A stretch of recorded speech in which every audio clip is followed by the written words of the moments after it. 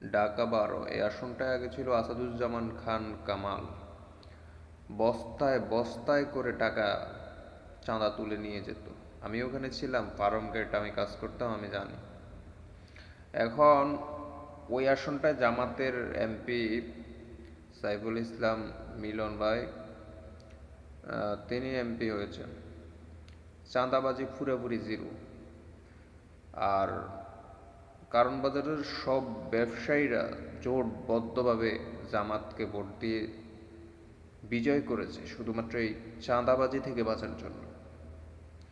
এবং সায়দাবাদ,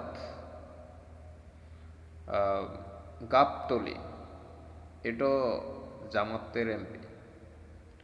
এগুলো হচ্ছে চাঁদাবাজির আখড়া।